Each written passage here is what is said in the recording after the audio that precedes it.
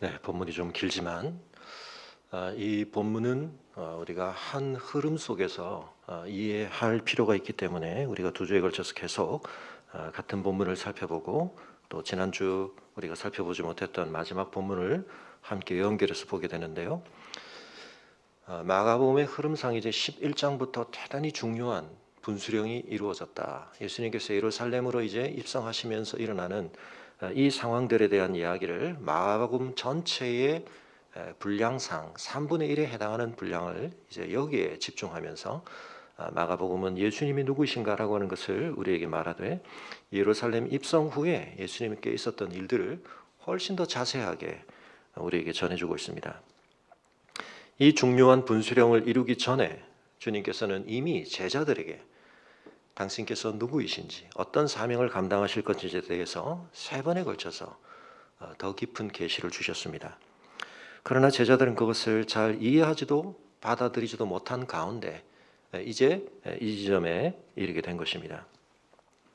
지난주에 우리가 살펴봤던 내용과 연결해서 오늘 본문의 마지막을 차지하고 있는 예루살렘에 있는 대제사장들과 서기관과 장로들과 예수님 사이에 벌어진 이 대화, 이 논쟁의 주제가 무엇인가? 그것은 한편 앞서 마가가 우리에게 전해주고 있는 11장에 있는 그 앞선 내용들이 어떤 문제의식을 유발했는가, 어떤 화두를 던진 그러한 일들이었나라고 하는 것을 보여주는 것입니다. 예수님과 종교 지도자들이 나눈 대화의 주제를 한마디로 합쳐가면 무엇입니까? 누가 너에게 그런 권위를 주었느냐라는 것입니다. 그런 질문을 했다는 건 무슨 말이죠? 예수님이 처신하시고 예수님이 지금 드러내시는 어떤 일들이 이 종교 지도자들에게 이 질문을 유발했다는 것입니다. 다시 말하면 예수님의 행위가 그런 자기 주장을 하는 것으로 분명하게 드러났다는 것입니다. 지난주도 말씀드렸던 것처럼 버트란드 러셀을 비롯해서 어떤 사람들은 예수님께서 지금 행하고 계신 일들을 굉장히 우스꽝스럽게 평가하기도 하고 거기에 대한 판단을 근거로 예수님을 자신들은 신뢰하고 인정할 수 없다 그런 이야기를 하기도 합니다만 우리가 예수님의 말씀을 제대로 이해할 때 그 속에는 굉장히 지금 진지하고 중요한 메시지가 담겨 있고 물론 그것을 예수님이 담기 원하셨던 의미대로 깨닫고 인정하느냐와는 별개로 적어도 종교 지도자들이 지금 예수님이 굉장히 엄청난 자기 주장을 담은 행동들을 처신을 하고 계시다는 것은 분명하게 알았다는 것입니다. 자, 그런 점에 있어서 도대체 예수님께서 이 행위들을 통해서 무엇을 말씀하라고 하고 계시는가 하는 것을 제대로 알아듣는 것은 굉장히 중요하다. 예수님이 어떤 분이신가라고 하는 것을 우리가 어떻게 판단하고 어떻게 반응하느냐라고 하는 것이 내가 누구이고 결국 내 운명이 어떻게 될 것인가라고 하는 것을 결정하는 것인데 거기에 대해서 우리는 제대로 알아듣는 사람, 제대로 반응하는 사람이 되어야 한다는 것입니다.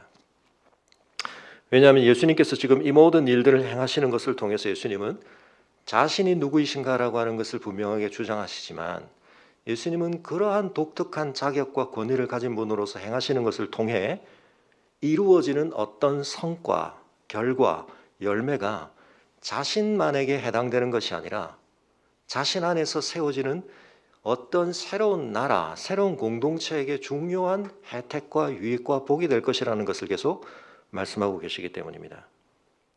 그러므로 우리가 그 혜택을 제대로 받는 사람이 되느냐 아니냐라고 하는 관건은 예수님이 스스로 자기를 누구라고 주장하시고 그것이 정말 참된가 하는 것에 대해서 예수님이 말씀하시는 바를 그대로 우리가 제대로 알아듣고 반응하는 것이 따라와야만 그 복이, 그 혜택이 우리의 것이 되기 때문입니다. 여러분 여러 작품들이 있는데 요즘은 코로나 때문에 TV를 통해서 영화나 드라마 이런 분야의 산업들이 훨씬 더 많이 지금 활성화되고 또 굉장한 사람들의 또 소비를 또 하고 있습니다. 근데 여러분 어떤 작가 또는 어떤 감독의 작품이라고 하면 그 감독이나 작가를 잘 아는 사람의 경우는 그 작품을 보고 싶은 마음이 생길 수도 있고 별로 보고 싶지 않은 마음이 생길 수도 있습니다. 내가 이미 그 사람의 글이나 또 그 사람이 만든 드라마나 영화를 보고 재미를 느꼈고 또 뭐 감동을 느꼈다고 한다면 그 사람이 쓴 다른 작품 또 그 사람이 연출한 다른 드라마나 작품도 보고 싶다는 마음이 생길 수 있죠.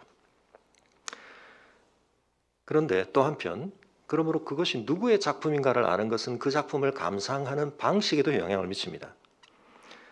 저는 뭐 보지는 못했습니다만 최근에 꽤 많이 거론이 되고 있는 펜트하우스 뭐 열심히 보신 분이 계신지 모르겠습니다. 2까지 지금 나오고 있죠. 요즘 뭐 좀 이렇게 시청률이 좀 소강 상태로 가고 있다 그런 얘기도 보고 있습니다만 죄송하지만 저는 그런 작품을 별로 보고 싶은 마음이 별로 안 생깁니다. 다루는 내용이 뭐 어떤가 보다도 그 내용을 펼쳐가는 방식에 대해서 시청률을 굉장히 끌어올리기 위해서 좀 자극적인 내용, 사람들에게 굉장히 충격을 주는 그러한 전개들을 계속하고 속도감 있게 전개되는 것으로 알고 있습니다만 그러나 그 드라마가 많은 사람들에게 좀 지적을 받는 게 뭡니까? 개연성이 좀 없다. 사건이 왜 그렇게 흘러가는지에 대해서 충분한 개연성이 확보되지 않은 채 누가 갑자기 죽기도 하고 죽었다고 생각해서 갑자기 나타나기도 하고 뭐 이런 식으로 작품을 써가는 사람이라는 것이 알려져 있기 때문에 저는 그 작품을 별로 그렇게 보고 싶은 마음이 없습니다. 근데 제가 보고 싶은 작품들은 작가가 그 작품을 만드는 데 있어서 적어도 쪽대보는 분명히 아니어야 하고 충분한 계획을 해서 그 작품 전체의 흐름을 잘 설계해서 그 작품이 그러나 결말에서 드러내는 때로는 반전일 수도 있고 꽤 충격적인 어떤 감동일 수 있는 결말을 받아들이는데 그 결말을 받아들이고 앞으로 다시 봤을 때 그 결말이 난데없이 등장한 것이 아니라 충분히 그럴 수 있는 과정들을 밟아왔으나 그 과정 속에서는 그것을 충실하게 파악하지 못했을 수 있고 연결짓지 못했을 수 있지만 결말을 놓고 보니까 이야기는 그렇게 보이는구나. 저는 이런 작품들을 굉장히 좋아합니다. 그리고 그런 작품을 하나 보고 나면 그 작가에 대해서 다른 평가를 하게 되죠. 그 작가는 굉장히 주도 면밀하고 생각이 깊고 이야기를 펼쳐가는 데 있어서 굉장히 꼼꼼하게 그 얘기를 펼쳐간다. 그래서 그 과정을 소비하는 것이 그 과정을 따라가 주는 것이 저에게 굉장히 만족감을 주는 작가가 그 속에 이미 쏟은 에너지가 있기 때문에 쏟은 정성이 있기 때문에 그걸 내가 소비한다라고 했을 때는 좀 덜 아까운 거죠. 네. 이런 말씀을 길게 드리는 이유는 뭐냐면 여러분 이 순환 관계를 우리가 성경과 하나님을 아는 지식에 있어서도 잘 접목을 시켜야 합니다. 하나님이 자기를 어떻게 드러내셨습니까? 하나님은 자연을 통하여 하나님의 권능과 영광을 나타내기도 하셨고 여러 방편으로 하나님의 섭리를 통하여 하나님의 하나님 되심을 나타내기도 하시지만 가장 중요하게 우리에게 당신을 계시하신 방식은 말씀입니다. 그런데 하나님의 말씀을 어떻게 이해하느냐에 따라 이 작가와 이 사건을 연출하시는 감독에 대한 우리의 판단은 다를 수 있습니다. 그리고 그 판단이 한번 어긋나기 시작하면 그 작품을 별로 보고 싶은 생각이 안 듭니다. 우리가 선순환을 돌 거냐 악순환을 돌 거냐 대단히 중요한 문제입니다. 제가 자주 말씀을 드렸던 영화 한 편을 잠깐 제가 오늘 또 유비적으로 좀 쓰려고 하는데요. 러브레터라고 하는 작품입니다. 저도 뭐 조사를 하다가 다시 확인하게 됐는데 한 달 전에 이 러브레터의 작가이자 감독이 만든 영화가 새로 개봉을 했더라고요. 뭐 이미 진작 나왔는데 우리나라에는 한 달 전쯤에 개봉한 것 같습니다. 라스트 레터라고 아직 저는 뭐 안 봤습니다만 이 러브레터라는 영화를 제가 좋아하는 이유 중에 하나는 물론 이 영화에 담긴 메시지 중에는 약간 일본 뭐 애니메이션도 그렇고 많은 그런 것처럼 약간 이게 범신론적으로 해석될 여지도 있기 때문에 세계관적으로 다 좋다는 얘기는 아닙니다. 다만 이야기를 풀어가는 방식, 우리에게 그것을 전해주는 방식 그걸 굉장히 좋아하는데요. 이 영화에는 여러 가지 주제가 담겨 있으면 그 중에 하나는 이 영화에는 좀 겹침이라는 게 있습니다. 뭔가가 겹쳐집니다. 다른 것 같았는데 또 시간에 의해서 분리되어 있는 것 같았는데 다른 대상인 줄 알았는데 그 속에 우리가 파악하지 못했던 어떤 연결성들을 깨닫게 됩니다. 그런데 이 영화의 제일 마지막에 등장하는 이 주제 화면이 뜨나요?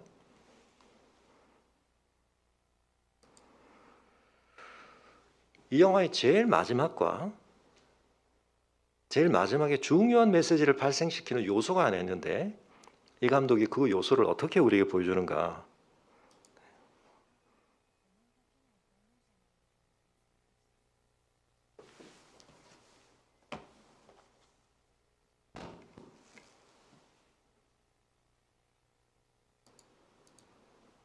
소리가 나오고 있습니까? 소리가 안 나오나요? 소리가 안 나오나요?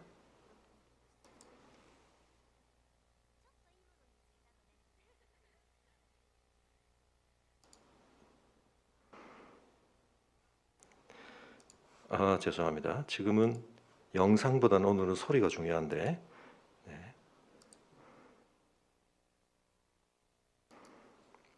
잠깐 화면을 닫아주시고 네.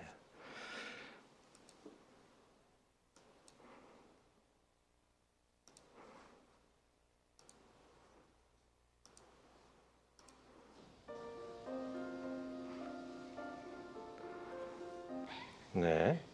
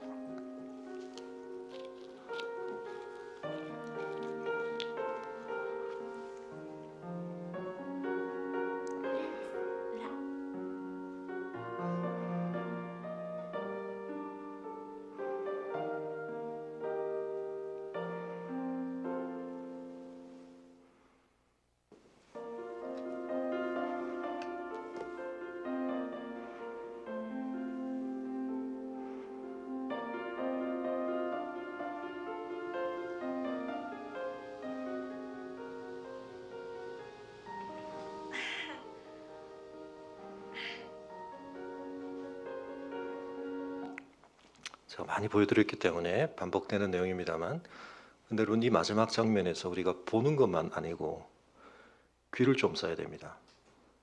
이 맨 마지막 장면에서 감독이 중요한 메시지를 소리로 전했습니다. 무슨 소리였죠? 잘 못 들으신 분들을 위해서 다시 네. 음악이 나오다가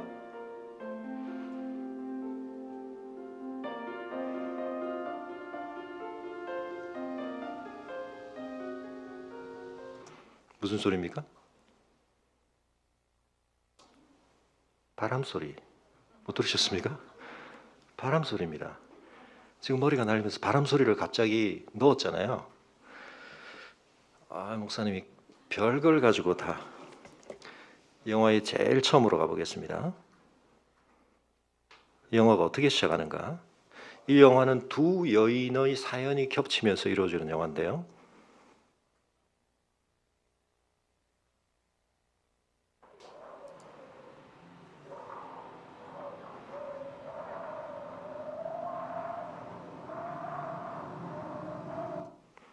자, 결말을 알고 맨 처음으로 돌아가니까 이 영화가 어떤 장면으로 시작을 합니까? 한 여인과 더불어 무슨 소리? 바람 소리.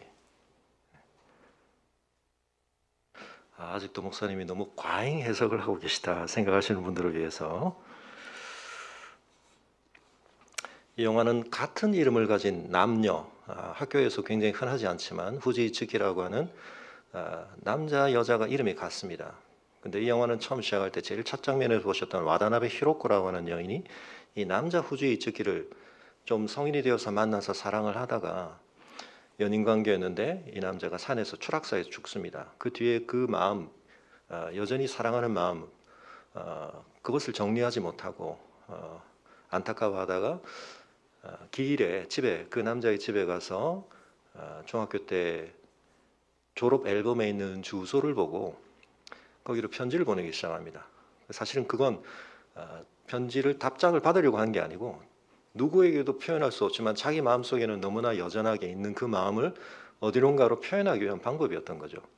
근데 거기서 답장이 오기 시작합니다. 사연의 내막은 그렇습니다.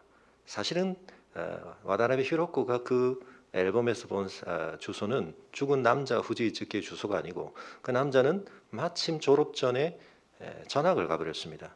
그러니까 사실은 거기에 있던 동명이인 여자 후지츠키의 주소였던 거죠. 그래서 이 여자 후지츠키 입장에서는 난데없는 편지가 자기에게 오는데 잘 지내나요? 그러면서 이제 편지 오기 시작하는데 이게 뭔가 장난 편지인가 하다가 편지를 주고받은 서로의 그런 사연을 알게 되고 그 남자에 대한 추억을 전해주는 방식으로 이야기가 전개됩니다. 그러니까 영화의 전반에는 제일 첫 장면 등장했던 와다나베 히로코가 이야기의 중심입니다. 주인공입니다. 그 여인의 사연의 관점에서 영화가 시작되고 여자 후지 이츠키는 자기는 까마득하게 입고 있었는데 맞아 내 중학교 때 그런 애가 하나 있었지. 근데 걔와의 추억에 대해서 그걸 궁금해하는 한 여자에게 자기가 겪었던 걸 보내는 편지 이렇게 이제 주고 받아지는 건데요. 그 사연 중에 나오는 내용입니다. 彼の暴動も虚しく、結局私たちは図書室送りにされました。でもあいつは仕事をサボってばっかりで、ほとんど働いてくれませんでした。藤井君、ちょっとこっちやってください。 자, 이 남자 후지의 중심에는 뭐가 있죠? 등장하면 항상 바람이 있습니다.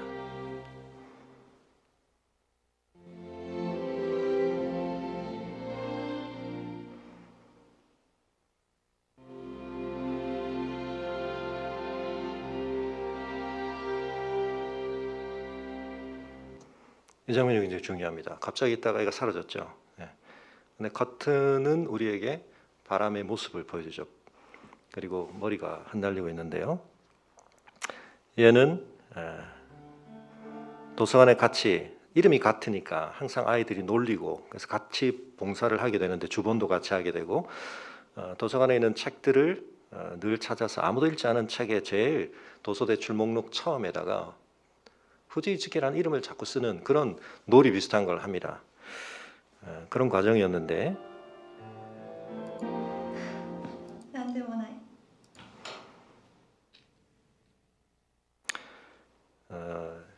얘가 전학 가기 전에 또 여자 후지이츠키는 갑자기 아버님이 돌아가시는 사고를 경험해서 학교를 못 가고 있는데 이 남자애가 굳이 집으로 찾아와서 책을 반납해 달라고 하면서 보내주는 책이 바로 お前こそなんでいいんだよ。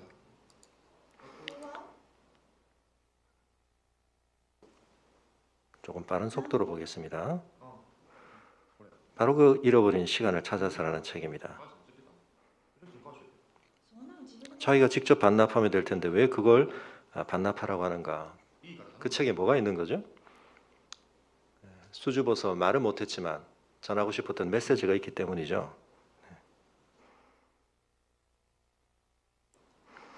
그리고는 있습니다. 어떻게 보면 알 수 있죠? 중간중간에 그 이야기를 충실하게 하고 있습니다. 그래서 아버지, 자기가 독감이 와서 병원에 가 있는 동안 약간 헛것을 보는 것처럼 지난 경험을 떠올리게 되는데 이 장면에서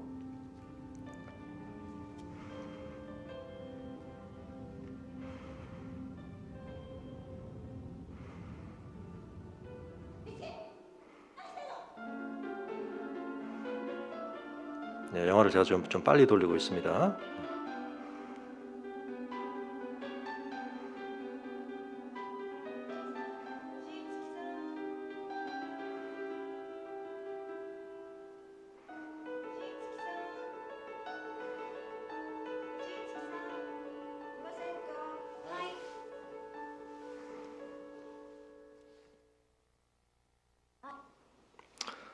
사실은 이 장면이 아주 짧게 지나가지만 그러니까 이 여인에게 있어서 물론 자기 아버지의 장례식 때 그 아이가 찾아왔던 기억이 그렇게 연결되어 있기도 하지만 자기 안에서도 소화되지 못했던 아버지의 죽음이라는 것과 그 아이가 전학 간 것이 사실은 이 후지즈키의 내면 안에서도 무의식 안에서도 그렇게 깔끔하게 정리되지 않은 채 어떻게 보면 중요하게 연결된 자기에게서 갑작스럽게 떠나버린 소중한 사람으로서의 어떤 연결이 있다. 그렇게 볼 수 있는 것입니다. 자, 그런 관점에서 이 영화를 봐야만 이해가 되는 중요한 장면이 있습니다. 광고에서도 패러디가 되고 하는 아주 중요한 장면인데요.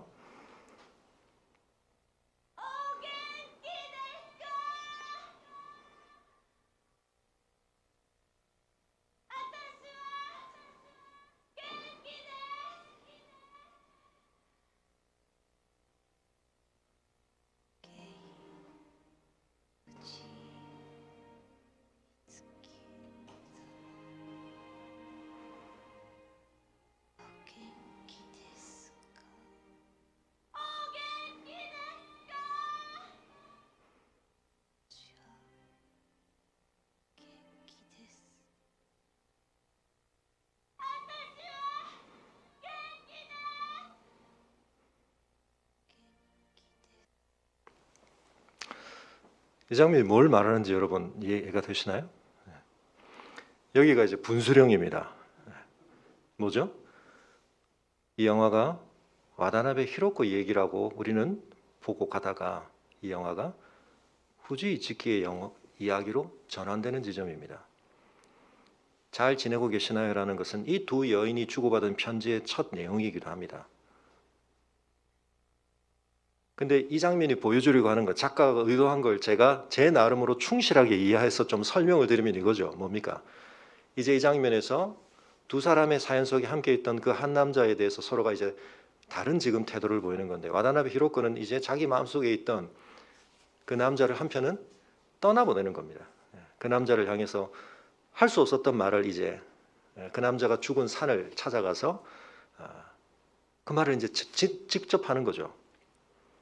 답장을 할 수 없는 그냥 편지의 방식이 아니라 있는 그대로 잘 지냈으면 좋겠다. 잘 지내나요? 난 잘 지내고 있어. 이러면서 이제 이 관계가 어떤 의미에서는 정리가 됩니다. 물론 그 과정에서는 뭐가 있냐면 편지를 받고 보니까 이 후지 이츠키가 자기를 좋아했던 이유가 같은 배우를 두 배역에다가 썼는데요. 바로 그 학창 시절에 만났던 후지 이츠키랑 자기가 닮았기 때문이라는 사실을 점점 알게 됩니다. 그러니까 사실은 첫사랑을 좋아했던 마음을 자기에게 싫은 것 같다는 생각을 점점 가지게 되는 거죠. 근데 지금 아파서 병상에 누워 있다가 겨우 정신을 차리게 된 여자 후지 이츠키가 거기서 그 대사를 하고 있는 이유는 뭐죠? 이 편지를 주고받다가 보니까 자기는 까마득하게 잊었지만 사실은 뭐 썸 비슷한 거죠. 아주 순수한 마음으로 서로 티도 안 냈지만 아무도 몰랐지만 자기 자신도 인정하지 않았지만 좋아했던 마음이 있었던 두 사람. 근데 한 남자가 이제는 세상이 존재하지 않는다는 사실을 알게 되면서 사실은 이제 그 질문을 자기가 품게 되는 거죠. 그 후지 이츠키는 잘 지내고 있을까? 이해가 되시나요? 네. 그래서 이 장면에서 이제 중요한 전환이 이루어집니다. 그리고 와다나베 히로코가 편지를 보냅니다. 후지 이츠키가 그 도서 목록에 쓴 이름이 자기 이름일까요? 당신 이름일까요? 아무래도 당신 이름인 것 같다. 그리고 영화는 맨 마지막에서 여전히 학교에서 도서부로 활동하는 후배들이 그 책을 찾아 전해줬는데 그 뒤에 있는 그림이 그것을 확정해 주는 거죠. 후지 이츠키의 마음이 이거였구나. 그래서 이 영화에서는 서로 함께 시간을 보냈지만 경험을 공유했지만 서로가 알아주지 못했고 확인하지 못했던 그래서 한편은 꼬여버린 관계 또 한편은 아무것도 아닌 것처럼 생각되어지는 관계를 서로 확인하게 되는 잃어버린 시간을 되찾는 흘러가긴 했지만 그 시간이 서로에게 가져야 될 마땅한 의미를 충실하게 가지지 못한 채 지나가 버렸던 그냥 시간을 되찾는 이야기들이 많이 나옵니다. 자, 여러분 이야기를 제가 좀 길게 드린 이유는 이런 식으로 말을 하는 이야기를 풀어가는 작가 혹은 감독의 작품은 저는 얼마든지 더 보고 싶습니다. 근데 이 방식은 펜트하우스가 우리에게 어떤 메시지를 전하는 방식하고 굉장히 다르죠. 물론 뭐 그 방식이 완전히 잘못되었다, 틀렸다는 아닙니다만 우리가 성경에서 예수님이 하시는 말씀을 들을 때 이렇게 해석되어야 할 말씀이 너무 많습니다. 예수님의 행동 중에도 그렇고요. 근데 러브레터의 메시지가 뭔가, 저 장면이 뭘 감독이 말하려고 한 건가, 뭐 그걸 우리가 놓쳤다고 해서 그렇게 아쉬워하거나 안타까워하실 일은 없죠. 뭐. 여러분 성경은 다릅니다. 한편 예수님이 지금 뭔가 말을 하고 있다는 건 알아들었습니다. 종교 지도자들이. 제자들도 알아들었습니다. 예수님을 환호했던 무리들도 알아들었습니다. 그런데 여러분 이걸 보다 보면 우리에게는 어떤 도전도 있고 어떤 한편은 은혜도 있냐면 우리는 그 장면에 같이 있었지만 그들이 같은 시공간을 차지하며 같은 경험을 나누지만 그 속에서 읽어내고 있지 못한 것들, 그 속에서 제대로 때맞게 응답하고 있지 못한 많은 것들을 우리는 지금 알아들을 수 있는 위치에 있습니다.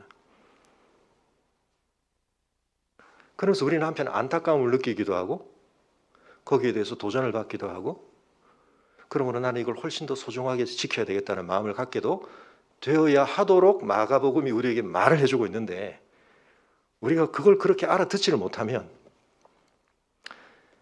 여러분 우리에게는 좀 심각한 문제가 발생하게 됩니다.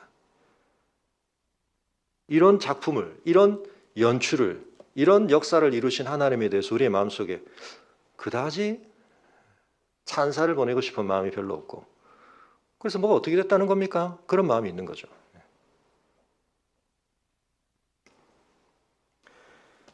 여러분, 우리가 지난주에 제가 좀 설명을 드린다고 드렸던 내용을 가지고 만약 펜트하우스식으로 얘기를 한다면, 그래서 예수님이 누구라는 얘기입니까?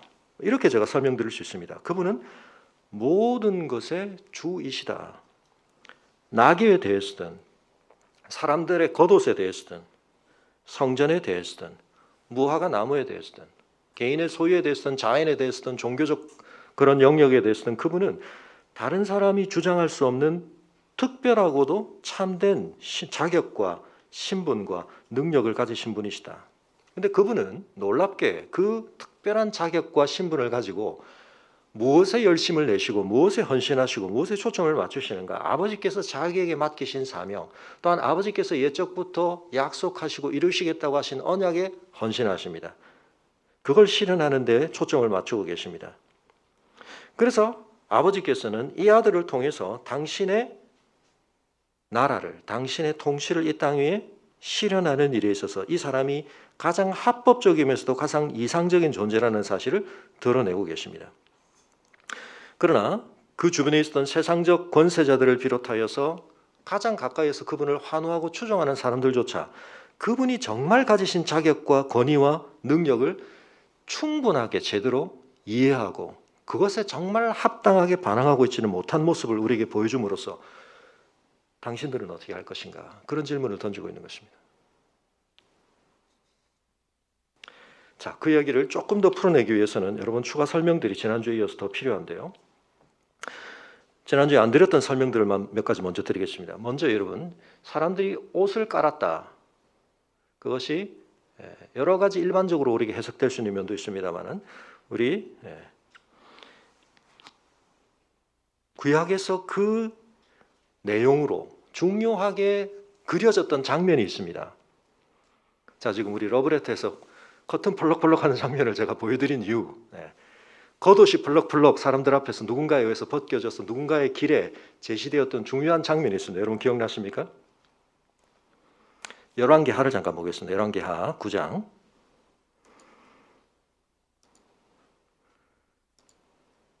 그래서 우리가 성경 통독을 계속하면서 우리에게서 무슨 일이 일어나는가? 하나님이 말씀하시는 방식에 익숙해지고 그 말씀 속에서 우리가 더 제대로 충분하게 하나님의 뜻과 의도를 읽어낼 수 있는 사람들이 되는 것. 그 사람이 하나님을 아는 사람입니다. 하나님이 자기를 알리신 방식을 따라 하나님을 아는 사람입니다.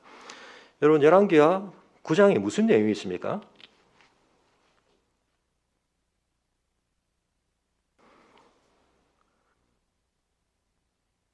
열왕기하 9장에 예후가 아합 집안을 끝장내는 이야기가 있습니다. 그런데 이 과정에서 아합이 등장을 할 때 사람들이 어떤 반응을 보입니까? 처음에는 아합을 인정하지 않습니다. 그런데 그 아합이라고 하는 사람이 하나님에 의해서 보냄을 받은 사람으로서 자기를 증명하는 데 있어서, 다시 말하면 여기서는 지금 일종의 쿠데타가 일어나는 것입니다. 13절을 같이 보시죠. 시작. 같이 읽을까요? 시작. 우리가 열왕기하 9장 12절부터 읽겠습니다. 시작.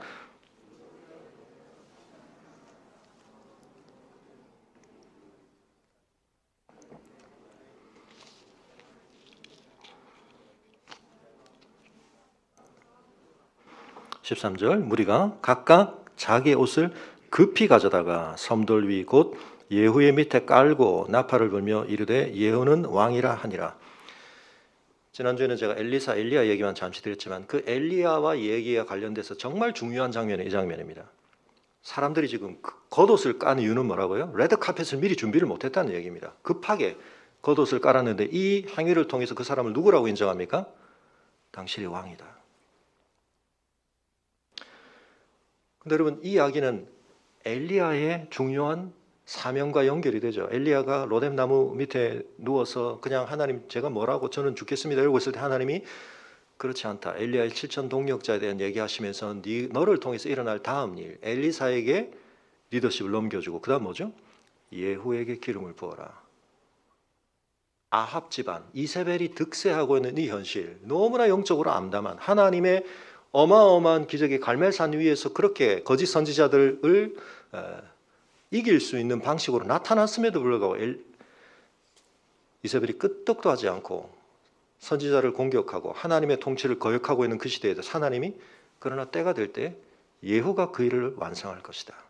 그 일이 실현된 것입니다. 아무튼 이 장면은 그러므로 여러분 이 장면만을 딱 떼내면 뭡니까? 이건 일종의 쿠데타 상황입니다. 왕권이 바뀌는데 결코 바뀌지 않을 것 같은 왕권이 누구에 의해서요? 하나님의 뜻하심에 의해서 진짜 왕이 그 왕을 대체하는 이야기입니다. 여러분 이 장면과 예수님의 예루살렘 입성이 오버랩될 때 거기서 무슨 장면이 벌어지고 있다는 겁니까? 그들이 다윗의 자손이야. 진정한 다윗을 계승한 이스라엘의 참 왕은 당신입니다라고 하는 인정을 하고 있는 장면. 그러므로 종교 지도자들은 이 백성들의 이와 같은 환호에 대해서 굉장한 위기의식을 느끼는 거죠. 로마가 가만히 있지 않을 거야.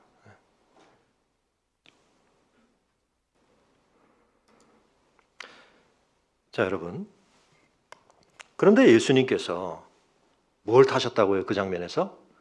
나귀를 타셨다. 그건 스가랴서 9장 9절 지난주에 말씀드렸던 것은 그 왕이 그런데 그들이 생각하는 세상적으로 군림하고 자기의 힘을 가지고 다른 사람을 압제하고 이 세상에서 혁명으로 지금 미얀마에서 일어나고 있는 것처럼 그렇게 억압하는 통치자들이 아니라 누구요? 겸손한 왕, 하나님을 의지하여서 겸손하고 온유한 왕으로 오신다. 이 세상에 폭력적인 방식으로 이 세상을 장악하고 뒤엎는 그런 권력을 발휘하시는 분이 아니라 섬기시는 분이시며 샬롬을 하나님의 평화를 가져다 주시는 분이다. 이런 메타포들이 지금 연결되고 있는 것입니다. 무화과에 대해서도 말씀을 드렸습니다. 여러분 무화과가 의미하는 바가 뭐라고요? 물론 그것은 문화적인 우리가 상황을 좀 더 알 때 지난주에 말씀드렸던 것처럼 8월에서 한 10월 사이에 이 무화과가 제대로 열매가 맺기는 하지만 겨울을 지나면서 제대로 트지 않은 움이 존재하다가 이제 봄이 오면서 이게 살짝 이제 부풀기 시작하고 그게 한 3, 4월쯤 되면 진짜 열매는 아니지만 팥김이라고 하는 하나의 봉우리가 녹색 봉우리가 이제 생기게 되는데 그걸 어떤 사람들은 먹기도 한다는 겁니다. 그러나 그건 잎이 생겼을 때는 분명히 존재해야 하는데 잎은 굉장히 무성한데 그것조차 없는 상황에서 그러나 분명히 그것은 무화과가 충실한 열매로 맺는 상황은 아니었다. 이 이야기 속에 성전 이야기를 두심으로 예수님이 지금 무화과를 저주하시는 것이 시장하신데 먹을 것이 없는 상황에서 그냥 예수님이 히스테리를 부리고 계신 상황이 아니라 그 무화과가 구약에서 의미하는 바, 상징하는 바 이스라엘의 열매 없음에 대하여 하나님의 언약 백성답지 못한 그들의 모습에 대해서 이야기하시는 것이다. 그렇게 말씀드렸습니다. 여러분 그전과 관련해서 이번 주에 우리 새벽기도 본문하고 참 절묘하게 맞는데요. 요한복음 15장 나는 참 포도나무요.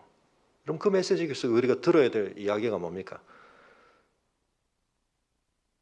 새벽기도 설교를 들으신 분은 또 예전에 제가 요한복음을 가지고 그 이야기 너무 많이 드렸죠. 거기에 담긴 가장 중요한 메시지는 뭐죠? 내가 참 포도나무다라 할 때 그건 어떻게 번역돼야 됩니까? 나는 참 이스라엘이다. 그래서 거기 아버지가 농부란 얘기를 하시는 겁니다. 그게 이사야 5장에 있고 시편 80편에 있는 너무나 유명한 구약의 이야기, 이스라엘의 역사 전체를 포도나무로 비유하시는 그 이야기. 그런데 결국 하나님이 심으신 극상품 포도나무가 들포도를 맺히면서 실패해버린 이스라엘의 역사를 예수님이 어떻게 하신다고요? 내가 다시 그 언약을 회복해 하신다. 내가 진짜 포도나무다. 그러므로 우리는 그 포도나무의 열매 맺는 방식에서 이제 새로운 길을 얻게 되는 거죠. 어떻게 됩니까? 참 포도나무 대신 예수님께 접붙여짐으로써 연결됨으로써 믿음으로 그분과 연합함으로써 우리는 우리 스스로가 맺지 못한 열매를 예수님이 맺으신 열매를 우리의 것으로 누리게 되는 것이죠. 여러분 이점과 관련하여서 그래서 무화과 저주와 성전 이야기는 긴밀하게 연결되어 있다. 여러분 이 성전이라고 하는 것이 단순한 제사 공간이라고만 생각하시면 안 된다 그랬습니다. 종교적인 의미만 가진 공간이 아니라 이스라엘의 구약 역사에서는 성전이 또한 뭡니까? 매우 정치적인 공간, 왕과 관련된 공간이죠. 성전을 처음 짓겠다고 생각한 사람 자신이 다윗 왕입니다. 그리고 하나님께서 그에게 주신 다윗 언약 속에서 성전이라고 하는 것이 중요한 기능, 상징적 기능을 하는 것은 다윗을 적법하게 계승한 하나님이 인정하여 기름 부으신 이스라엘의 가장 이상적인 통치자가 바로 다윗의 그 열망을 실현한다. 성전을 제대로 짓는다. 성전을 회복한다. 솔로몬이 그 일을 했지만 여러분 그 일은 궁극적으로 예수 그리스도를 통해서 이루어지는 것이다. 예수님 당시에 지어지고 있었던 이 성전은 여러분 솔로몬이 지었던 성전도 아니고 스룹바벨 시대에 지어졌던 제2성전도 아니고 이건 헤롯이 지어지고 있던 성전입니다. 기원전 한 20년부터 한 66년 사이에 계속 어마어마하게 지어지고 있었는데 이 성전은 크게 네 공간으로 이루어져 있습니다. 이방인의 뜰, 여인의 뜰, 이스라엘의 공간, 그 다음에 이제 지성소죠. 근데 제일 밖에 있는 이 이방인의 뜰을 헤롯은 엄청나게 넓혔습니다. 그래서 길이가 약 한 295m, 450m 그런 규격으로 이방인의 뜰을 확대했습니다. 그런데 그 공간에서 지금 실제로 일어나고 있는 일은 뭐였죠? 그 안의 성역, 새 공간은 성역입니다. 성역에서 이루어질 제사를 위해서 멀리서 온 사람들 제물을 제공해 주는 것, 화폐 교환해 주는 것 이런 일들이 거기서 꽉 차 이루어지고 있다는 것입니다. 여러분 구약 시대에서의 성전을 잘 지킨다는 의미는 성전이 구별된다는 의미는 성전에 이방인들을 출입하지 못하게 만드는 것이었습니다. 이방인의 뜰이라는 건 매우 제한적이지만 특히 지난주에 말씀드렸던 것처럼 예수님을 종려나무로 환영했을 때 이 사람들의 그림 속에 아주 가까이에 있었던 그들의 머릿속에 오버랩되는 장면은 뭐냐면 하스모니아 왕조, 유다 마카비가 일으켰던 엄청난 혁명적인 성전을 더럽힌 이방인들을 몰아내고 성전을 되찾은 이 역사. 그래서 이 유대인들 속에서는 성전은 그들의 배타적인 구별됨에 대해서 특권에 대해서 하나님의 독특한 백성으로서의 자기들의 자격에 대해서 굉장히 중요한 자부심과 함께 로마도 함부로 건드릴 수 없는 그런 공간이 되고 있는데 그 공간은 여러분 하나님의 본래 의도에서 너무나 이탈됐다는 겁니다. 그런데 하나님께서 이미 이 성전을 뭐로 지으셨다고요? 이사야 56장 7절 찾아보겠습니다. 이사야 56장 7절.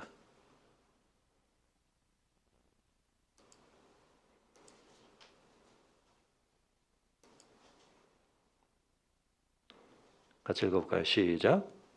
내가 곧 그들을 나의 성산으로 인도하여 기도하는 내 집에서 그들을 기쁘게 할 것이며 그들의 번제와 희생을 나의 제단에서 기꺼이 받게 되리니 이는 내 집은 만민이 기도하는 집이라 일컬음이 될 것입니다.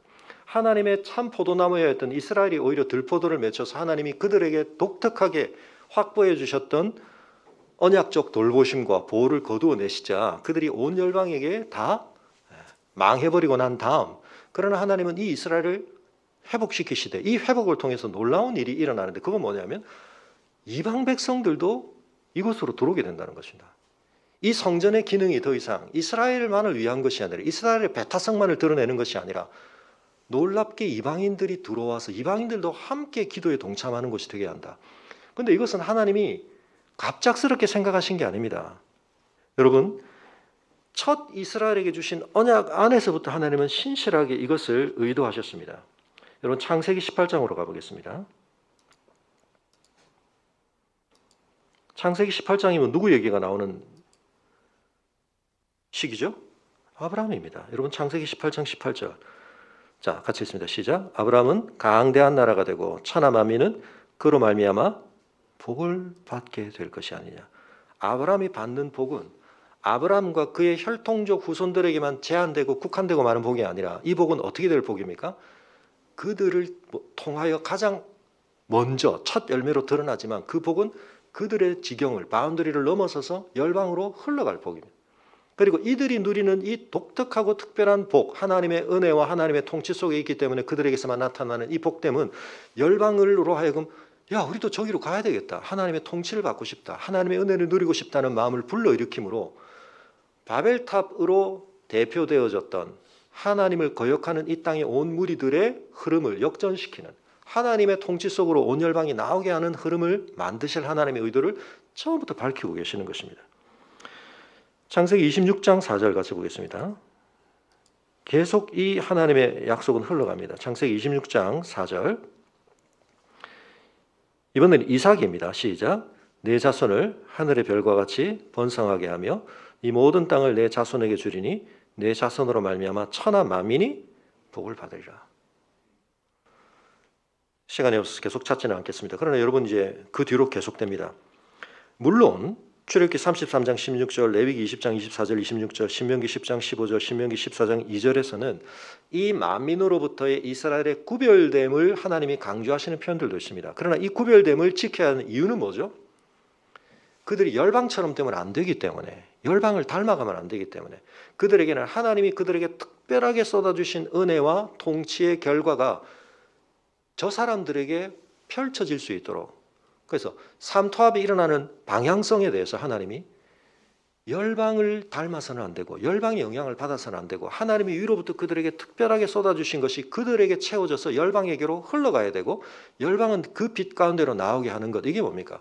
이게 이스라엘 프로젝트 이야기, 이게 구약이 보여준 하나님 나라 이야기의 중요한 주제입니다.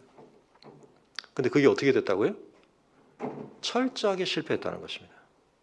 그 실패의 모습이 지금 예수님 앞에 고스란히 드러나고 있는데, 예수님이 그것을 무화과 나무의 저주를 통해 잎은 무성하되 아무 열매가 없는, 성전은 어마어마하게 규모가 커졌고 거기서 굉장한 상거래가 이루어지며, 여러분 요세푸스의 기록에 의하면 AD 66년경에 그 해의 6월절에서 예루살렘에서 잡은 양수가 25만 5,600마리다. 그런 기록이 있습니다.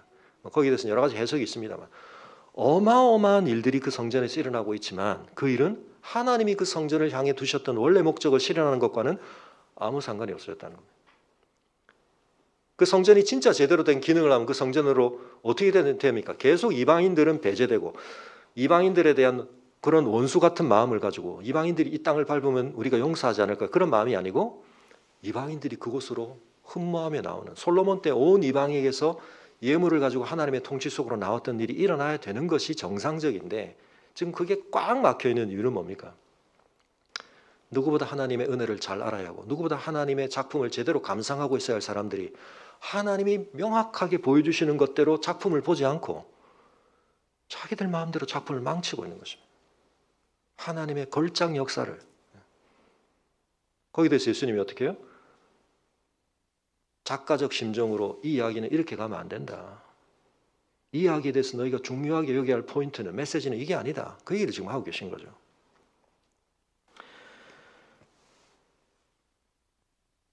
여러분, 그래서 예수님께서는 진정한 하나님 나라의 백성의 모습이 무엇인가? 가장 중요한 게 뭡니까?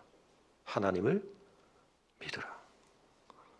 세상을 믿지 말고 너희 자신을 믿지 말고 하나님을 참되게 믿는 사람들.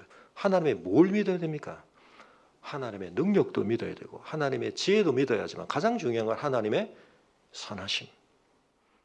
하나님이 그 언약에 대해서 너무나 신실하시다는 사실. 여러분, 이 세 가지를 완전하게 믿어야 우리가 하나님의 참 백성이 될 수 있습니다. 안 그러면 우리가 다른 것에 의존하게 되고 다른 것을 따르게 되어 있습니다. 하나님의 능력, 하나님의 지혜, 그리고 가장 중요한 하나님의 선하심을 믿어야 됩니다. 그런데 그걸 어떻게 믿을 수 있습니까? 하나님이 얼마나 약속을 신실하게 지키셨는가를 볼 수 있는 눈이 있어야 그걸 믿을 수 있죠. 이 작가가 작품을 어떤 식으로 써오는가를 봐야 그 작가에 대해서 신뢰가 생기죠. 다음 작품 또 보고 싶다. 여러분, 다윗에게 주신 약속은 예수님 때로부터 약 1000년 전입니다. 모세로 말하면 1500년 전입니다. 하나님이 그때 주신 약속을 어떻게 하십니까? 신실하게 이루십니다.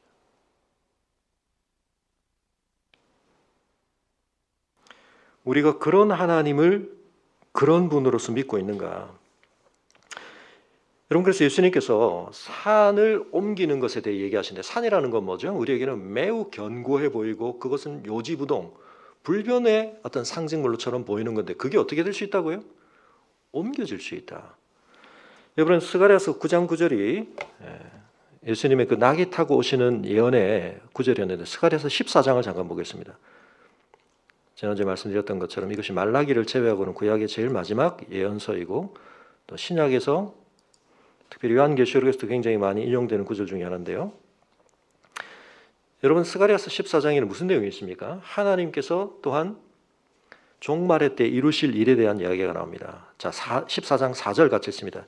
시작. 그날에 그의 발이 예루살렘 앞 곧 동쪽 감람산에 서실 것이요 감난산은 그 한가운데가 동서로 갈라져 매우 큰 골짜기가 되어서 산 절반은 북으로 절반은 남으로 옮기고 그래서 그 산 골짜기는 아셀까지 이를지라 너희가 그 산 골짜기로 도망하되 유다 왕 우시아 때 지진을 피하여 도망한 것 같이 하리라. 나의 하나님 여호와께서 임하실 것이요 모든 거룩한 자들이 주와 함께 하리라. 이건 종말의 때 하나님이 임하심으로 일어날 일인데 구절이 보여주듯이 여호와께서 천하에 뭐가 되신다고요? 왕이 되시리니 그날에는 여호와께서 홀로 한 분이실 것이요 그 이름이 홀로 하나이실 것이라. 온 땅이 하나님의 통치를 경험하게 될 것을 말씀하고 있습니다. 근데 지금 마가가 이 내용을 기록하면서 예수님이 지금 예루살렘으로 가시되 어떻게 했다고 말했었습니까? 11장에 제일 앞에 보시면 어디를 콕 찍었죠? 예루살렘에 가까이 와서 어느 산요? 감람산. 그리고 여러분이 감람산이 결국 어디입니까? 예수님이 땀을 짜내시며 자기를 완전히 쏟으셔서 십자가를 지시기 위해서 씨름하시는 그곳이죠. 이 산은 어떤 메타포로 보면 하나님의 강력한 왕권이 실현되어지는 상징적인 장소인데 예수님은 이 지역과 관련해서 어떤 면모를 드러내시냐? 새끼 나귀를 타고 올라가시고 거기 이방 세력들이나 자기를 죽이려고 하는 세력들 앞에서 쩔쩔매시며 기도하시는 모습을 우리에게 보여줍니다. 그런데 여러분 사도행전으로 가보죠. 사도행전 1장. 여기서 궁극적으로는 어떤 일이 일어납니까?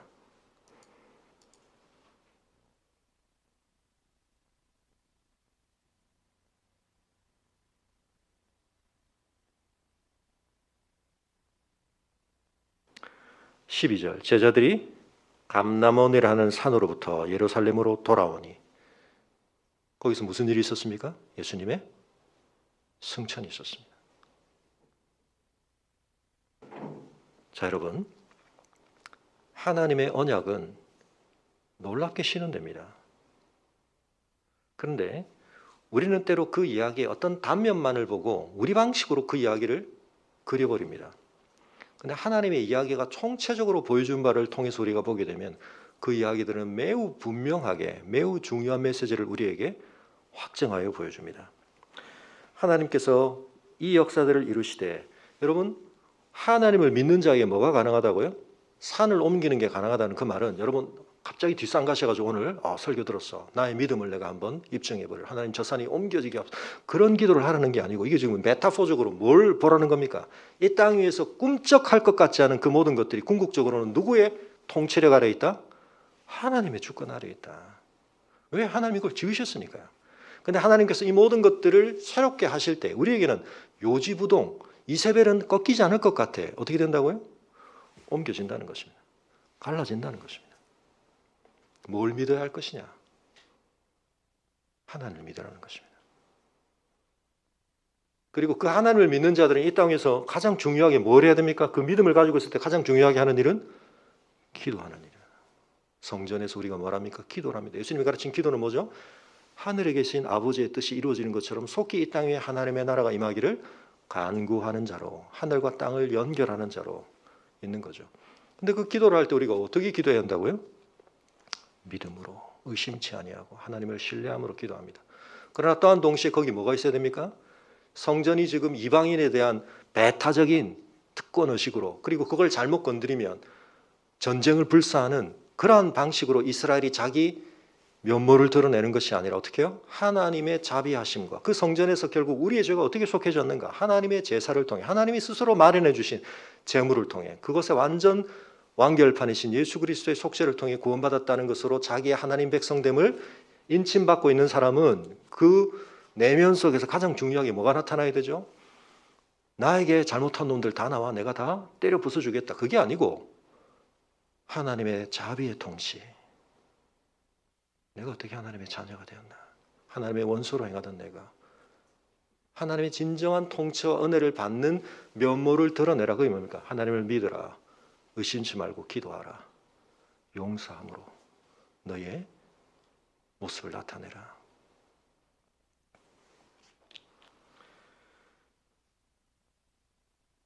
여러분 바이든을 아십니까 혹시? 그 사람이 미국 대통령이라는 사실은 우리가 알고 있죠. 근데 안다는 말에는 좀 여러 가지 의미가 있을 수 있죠. 나 바이든을 알아. 바이든에 대해서 막 조사를 많이 해서 알 수 있습니다. 근데 여러분 요한 1서가 말하고 성경이 우리에게 하나님을 안다라고 말할 때는 그런 수준이 아니고 뭐죠? 나만 그분을 정보로서 아는 게 아니라 그분이 인격적으로 나를 아시는 걸 얘기합니다. 그러니까 내가 바이든을 알아라고 말하는 것과 바이든이 나를 알아라고 말하는 건 굉장히 다른 수준이죠. 물론 뭐 미국의 대통령이라고 해서 이제는 뭐 특권을 누릴 수 있는 그런 부분에서 많은 제한이 있기는 합니다만, 여러분 제가 만약에 여러분한테 제가 바이든에 대해서 좀 많은 걸 알고 있습니다라고 말하지 않고 바이든이 저를 좀 압니다 이렇게 말하면 여러분 제가 좀 달라 보이시겠죠? 바이든이 아는 사람이구나. 근데 여러분 그거하고 비교할 수 없는 게 뭡니까?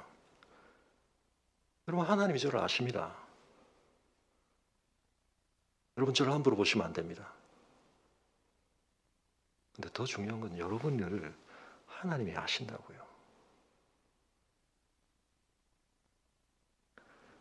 그 사실을 제대로 모르고 계시는 것에 의해 제가 정말 안타까움을 많이 느낍니다. 그래서 그게 뭐 어쨌다고요. 이번 주 신문 기사 중에 영국 사람인 것 같은데요.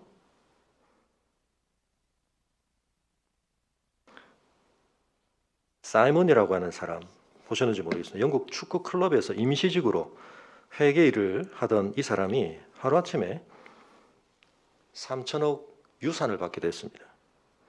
알고 보니까 원래 입양이 됐었는데 어머니가 계셨는데 어머니 입양을 하고 어머니는 돌아가셨고 친부를 찾았는데 복싱 해설자, 옛날에 모하마드 알리 뭐 이런 사람들이 복싱을 하던 시절에 아주 유명했던 해설자였던 밥 쉐리던이라고 하는 사람의 친자라는 사실이 밝혀졌답니다. 근데 마침 그 사람은 이후에는 아내도 없었고 자식도 없는 상태여서 아버지가 가지고 있는 3천억을 물려받게 됐다. 우리에게는 혹시 그런 숨겨진 아버지가 없나 뭐 이런 생각을 하시는 분들은, 여러분 3천억하고 비교가 안 되는 게 뭡니까? 하나님이 이 온 세계를 하나님의 나라로 회복하시는데 그 나라에 우리를 누구라고 부르신다고요? 유업을 이을 상속자다. 진정한 그 자격을 가지신 예수께서 그 자격을 가지고 우리를 자기 자녀, 자기의 하나님 자녀 삼는 권세를 우리에게 주셨기 때문에 우리가 합법적으로 하나님 자녀가 됩니다. 그래서 오늘 본문에 있는 이 중요한 이슈, 도대체 네가 지금 굉장한 자기 주장을 하는 것 같은 네 권위는 어디로부터 온 것이냐 질문하는데 예수님이 한편은, 이후에도 계속 보겠지만 예수님이 매우 수사학적인 대답을 많이 하십니다. 한편은 대답하기 난감한 질문을 회피하시기 위한 전략을 쓰시는 것 같지만 사실은 예수님은 대답을 하고 계십니다. 뭐라고요? 내가 질문하라 그럼 내가 먼저 할게. 내 질문에 답하면 나도 답해 줄게. 근데 그 질문 속에 사실은 그들이 던졌던 질문에 대한 답이 있는 거죠. 질문에 예수님이 던지신 질문이 뭡니까? 세례요한의 세례는 어디로부터 왔느냐? 왜요? 세례요한의 세례식 때 하늘로부터 예수님이 누구이신가에 대해서 하나님이 친히 증거를 하셨거든요. 하늘이 열리고 성령이 비둘기처럼 임하시고 하늘로부터 두 음성이 들리는데 그 음성은 또 뭡니까? 구약에는 대단히 중요한 메시아에 대한 하나님의 예언, 시편 2편과 내 사랑하는 아들, 이사야는 종의 노래, 내 기뻐하는 자라고 하는 이 가장 중요한 두 노래의 후크, 후렴구를 하나님이 합성하셔가지고 말씀하신 거죠. 이미 하나님이 명백하게 말씀하셨는데 그걸 못 받아들이면 다른 길이 없습니다. 그래서 예수님을 통해서 명백하게 나타나고 있는 하나님의 아들 되심의 증거들을 그들은 끊임없이 부정하고 있는 것입니다.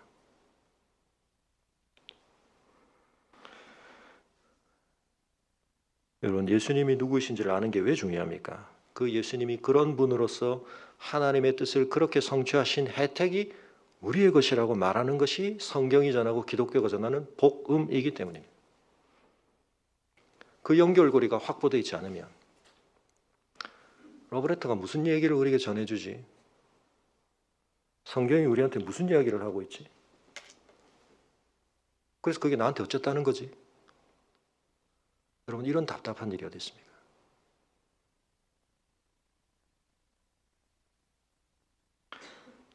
여러분, 하나님은 분명하게 말씀하고 계십니다. 이 땅을 향해 내가 가진 내 뜻을 나는 반드시 이룬다. 여러분, 그 일이 이미 예수 그리스도 안에 성취된 지가 2000년이 지났습니다. 여러분 성경의 모든 것은 예수 그리스도 하나님의 궁극적 말씀이신 그리스도 안에서 이루어질 일을 충실하게 우리에게 조명하고 있고 단서들을 제공하고 있고 밝혀주고 있습니다. 그걸 통해서 뭘 알아라고요? 하나님의 마스터피스, 하나님의 최고의 걸작품, 하나님의 가장 놀라운 성취를 알라는 것입니다. 그래서 그 그리스도의 십자가를 아는 것은 여러분 하나의 단서를 아는 얘기가 아니라 우리의 삶의 끝을 아는 이야기고 이 세상에 대한 궁극적인 최종 해석을 우리가 받는 것입니다.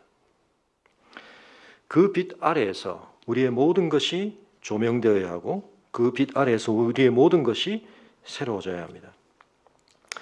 여러분 십자가는 더 이상 단서 정도가 아니라 하나님이 이미 주신 모든 단서들이 종합하여 우리에게 명백하게 드러난 결론입니다. 결론이 있는데 거기 또다시 질문을 하는 것은 여러분 우리가 그 결론을 제대로 이해하지 못했다는 뜻입니다. 십자가에 붙들린 자만이 하나님의 나라의 소망과 권세를 진정으로 붙잡을 수 있습니다. 십자가의 빛 아래에서만 우리의 삶의 모든 것이 제대로 된 조명을 받게 됩니다. 여러분 이전과 관련해서 우리가 계속 말씀을 보겠지만 제가 성경 통독을 계속 강조하는 이유가 뭔가 바이블 코드처럼 우리가 갑자기 무슨 이단들이 가르치는 것처럼 새로운 무슨 해법을 독법을 암호 해독 체계를 새로 배워야 되는 게 아닙니다. 무슨 전기 충격을 받아서 노스트라다무스가 하듯이 하나님의 무슨 계시를 받는 게 아닙니다. 하나님이 심혈을 기울여 역사 속에 아로새기신 하나님이 말씀해 오신 바 하나님의 말씀을 제대로 들으면 하나님이 누구신지 알게 됩니다. 그리고 그 하나님이 내 삶에 주시는 것들이 뭔지를 알게 됩니다.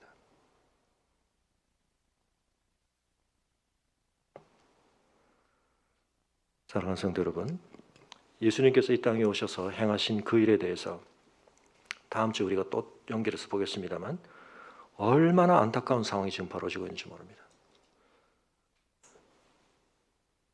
여러분 이사야서 25장을 잠깐 보겠습니다.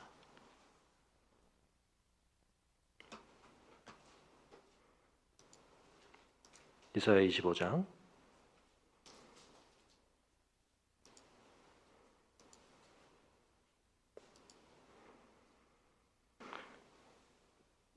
자, 좀 읽겠습니다. 여호와여 주는 나의 하나님이시라. 내가 주를 높이고 주의 이름을 찬송하오리니 주는 기사를 옛적에 정하신 뜻대로 성실함과 진실함으로 행하셨습니다. 주께서 성읍을 돌무더기로 만드시며 견고한 성읍을 황폐하게 하시며 외인의 궁성을 성읍이 되지 못하게 하사 영원히 건설되지 못하게 하셨으므로 강한 민족이 주를 영화롭게 하며 포악한 나라들의 성읍이 주를 경외하리다. 주는 포악자의 기사가 성벽을 치는 폭풍과 같을 때 빈궁한 자의 요새이시며 환난당한 가난한 자의 요새이시며 폭풍 중에 피난처이시며 폭양을 피하는 그늘이 되셨사오니 마른 땅에 폭양을 제함과 같이 주께서 이방인의 소란을 그치게 하시며 폭양을 구름으로 가림같이 포악한 자의 노래를 낮추시리다. 하나님의 진정한 통치가 일어날 때 이 세상에서 우리가 늘 볼 수밖에 없는 그런 장면들이 놀랍게 바뀌게 될 것입니다. 그 속에서 우리가 제대로 간파하지 못했던 그러나 면면이 이루어지고 있던 하나님의 역사의 참상을 우리가 보게 될 것입니다. 그런데 그것은 궁극적인 마지막 날에 누구도 이제 잘못 이해할 수 없도록 잘못 볼 수 없도록 드러나게 됩니다. 6절부터 같이 읽습니다. 시작. 만군의 여호와께서 이 산에서 만민을 위하여 기름진 것과 오래 저장하였던 포도주로 연회를 베푸시리니 곧 골수가 가득한 기름진 것과 오래 저장하였던 맑은 포도주로 하실 것이며 또 이 산에서 모든 민족의 얼굴을 가린 가리개와 열방 위에 덮인 덮개를 제하시며 뭐라고요? 모든 것이 명명백백하게 드러나게 됩니다. 그런데 그때가 됐을 때 하나님의 통치를 축하하는 만민이 참여하는 연회가 축제가 벌어진다. 그런데 그때 하나님이 내놓으신 게 뭐라고요? 오래 저장하였던 포도주, 맑은 포도주. 이스라엘 이야기입니다. 그런데 이스라엘이 이 포도주를 드러내야 되는데 이걸 못 드러낸 거죠. 이 포도주를 누가 제공합니까? 그리스도의 보혈이. 그래서 예수님께서 요한복음에서 제일 먼저 행하시는 표적이 뭐죠? 결혼 축제에서 극상품 포도주를 만드시는 것으로. 그러나 여러분 그 포도주의 실제는 뭡니까? 자신의 생명을 내어주시는 걸 통해. 골수가 가득한 기름진 것, 예수님 자신의 살과 피를 찢으셔서 행하실 이 일이 우리의 눈에는 비참한 사건, 패배의 사건, 절망의 사건으로 보이지만 그 사건이 뭐라고요? 하나님이 이 온 역사, 죄로 말미암아 하나님을 반역하는 이 역사를 완전히 새롭게 하시고 하나님의 통치를 이루시는 그 놀라운 일로 하나님이 지금 빚어가고 계시다. 예수님 지금 그 길을 가고 계시는 것입니다. 여러분, 코로나 시대가 계속 길어지면서 우리가 대면 예배를 못하고 예배당에 모여서 예배 못하는 것에 굉장히 우리가 지금 안타까울 수밖에 없고 한계가 있습니다만 여러분 주의해야 됩니다. 다시 한번 말씀드리지만 여러분, 예배당이 성전이 아닙니다. 기독교 역사가 유럽에서 그 예배당 짓느라고 성당 짓느라고 그 어마한 돈 쓰고 그 엄청난 노동력을 쓴 게 여러분 이게 얼마나 안타까운 일인지 모릅니다. 뭘 지었어야 합니까? 우리 존재를 성전으로 짓는 것. 우리의 관계 속에서 신약이 말하는 또는 구약의 율법의 모형이 우리에게 전하여주는 놀라운 공동체가 세워지는 것. 죄와 자기중심성이 지배하지 않는 섬김과 자신을 내어줌과 하나님의 사랑이 빚진 자들이 서로를 용서하며 하나님의 통치 속에서 비로소 가능하게 되는 놀라운 협력과 아름다운 세움의 관계가 이루어지는 것. 여기에 몰입을 하고 이걸 통해서 우리가 하나님께 영광을 돌리는 건데 우리가 일요일, 주일이라고 하는 이 특정한 시간, 특정한 공간에서 드리는 이 형식의 예배만이 아니라 이건 너무나 중요한 것이지만 이 예배를 통하여 우리가 구별됨을 경험한 것은 우리 각자가 일주일을 보내는 내 삶의 그 자리에서 내 삶의 예배를 통해 드러나야 하는 것입니다. 예수님은 그 일을 실현하러 오셨고 여러분 그 일은 실현되기에 필요한 모든 조건이 다 갖추어졌습니다. 우리가 하나님의 말씀을 제대로 한다면 여러분 우리가 지금 놓치고 있는 많은 것들 너무나 지금 우리가 잃어버린 시간이 많습니다. 다 찾아야 됩니다. 구약에서 다 찾아내야 됩니다. 우리가 사사기를 보면서 사무엘서를 보면서 얼마나 안타깝습니까? 왕이 세워지기는 했지만 그 왕은 하나님이 실현하려고 하는 나라를 세우는 왕이 아니었습니다. 그래서 다윗이 세워집니다. 그러나 여러분 기름 부음은 받았으나 다윗의 인생이 지금 어떻습니까? 내일까지도 우리가 보겠지만 미친 척하고 도망 다녀야 되고 쫓겨다니고 이게 무슨 하나님의 나라입니까? 하나님은 그 나라를 이루십니다. 여러분 우리가 그 역사를 바라보면서 이 세상의 독법과 이 세상의 문법과 이 세상의 문맥에 우리가 현혹되지 말고 하나님이 당신의 역사를 어떻게 이루시고 어떻게 우리에게 말씀하시는가 하는 걸 제대로 듣고 그 말씀의 통치 아래서 그 말씀이 보장해주는 약속을 붙들고 구별된 삶을 살되 우리의 삶을 통하여 하나님의 복이 흘러가야 한다는 이 사실을 기억하며 열매 없는 우리의 삶을 하나님 앞에 불쌍히 여겨 주시옵기를 구하며 앞을 못 보던 바디메오가 요청하였듯이 다윗의 자손 예수여 나를 불쌍히 여겨 주옵소서. 오늘도 우리가 기도할 수 있기를 바랍니다. 우리 함께 자리에서 일어나겠습니다. 사랑하는 성도 여러분, 우리가 말씀에 비추어 오늘 우리를 바라볼 때 우리에게 너무나 놀라운 것들이 주어졌습니다. 너무나 놀라운 것들이 성취되었습니다. 근데 여러분 우리는 2000년보다 훨씬 더 안타까운 상태에 있습니다.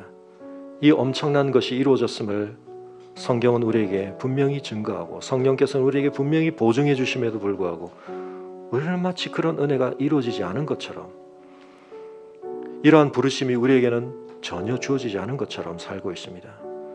여러분 이것을 우리가 안타까워해야 합니다. 말씀을 통해 하나님을 더욱 알아가게 하옵소서. 하나님이 이루신 일들을 제대로 깨닫게 하옵소서. 그리고 그 열매가 그 향기가 우리의 삶을 통해 나타나게 하여 주옵소서. 우리 함께 기도하겠습니다.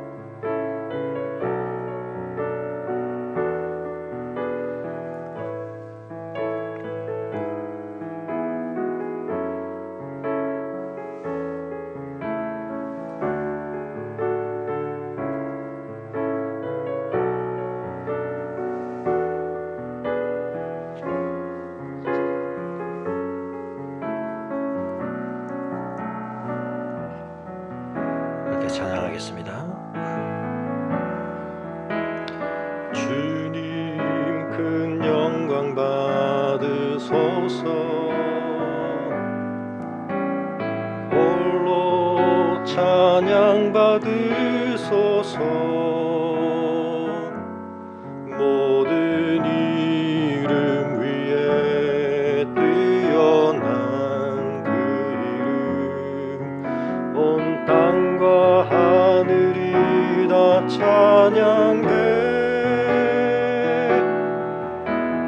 겸손하게 우리 무릎 꿇고 주 이름 앞에 영광 돌리세. 모두 절하세. 독생자 예수 주님께 찬양 드리리.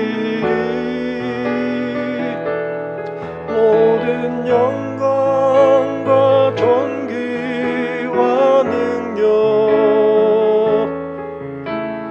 받으소서. 받으소서. 영광과 존귀와 능력 받으소서.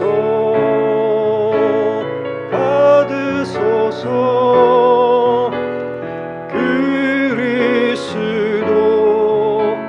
살아계신 하나님.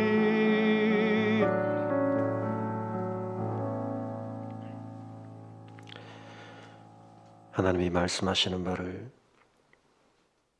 누구보다 제대로 알아들어야 했고 누구보다 올바르게 반응해야 했을 이스라엘이 오히려 하나님의 말씀을 받지 않고 하나님의 말씀을 곡해하며 하나님이 행하시는 것과 역방향으로 다름질하는 그 현실 속에서, 그러나 주님께서는 묵묵히 그러나 단호하고도 담대하게 아버지의 뜻을 성취하시는 순종의 길을 가셨습니다. 주님 안에서 실현되었고 주님 안에서 확증되어진 하나님의 언약을 그리스도 안에서 이제 우리가 보게 하시고 우리가 받게 하여 주시옵소서. 예수 그리스도께서 하나님의 참 자녀로서 기름 부음 받으신 진정한 왕으로서 우리의 삶의 죄의 통치를 끝내시고 하나님의 참 자녀된 삶의 길을 열어주시고 이제는 우리를 그 삶의 자리로 부르셨는데, 아버지 하나님, 이 놀라운 부르심을 무관심하게 또 오해하거나 잘못 이해하고 반응하는 저희들이 되지 않도록 말씀을 열어 우리의 심령에 조명해 주시고, 우리가 하나님의 유업을 이을 상속자로 부름받은 이 영광스러운 부르심 앞에 세상이 그것을 뭐라고 말하든 흔들림 없이 하나님께서 우리에게 부여하신 이 놀라운 정체성을 가지고 하나님이 부르신 삶의 자리로 또한 나아가는 저희들 되게 하여 주시옵소서. 하나님의 말씀이 우리에게 가리워져 있지 않기를 원합니다. 말씀을 볼 때 우리의 왜곡된 마음과 이 세상이 우리에게 더 씌워준 오해를 낳는 해석의 체계들이 깨어지게 하시고 하나님께서 그 말씀을 증거하시고 확증하여 주시며 우리의 심령에 쏟아 부어주시는 그 밝은 빛 가운데 섬으로 오늘 어두운 우리의 현실 속에서도 견디게 하시고 올바르게 실험하게 하시고 하나님이 보정해 주신 그 영광스러운 복과 향기를 드러내므로 하나님 앞에 영광 돌리며 만민을 주의 기도하는 집으로 불러 모으는 주님의 참 성전된 저희들 되도록 은혜 베풀어 주시기를 간구할 때, 이제는 우리 주 예수 그리스도의 은혜와 우리 아버지 하나님의 그 크신 사랑과 성령의 감화감동 교통하심이 참된 왕이신 예수 그리스도의 진정한 새 이스라엘로 열매 맺기를 원하는 주의 성도들의 걸음 위에 지금부터 영원토록 함께 하시기를 간절히 축원합니다. 아멘.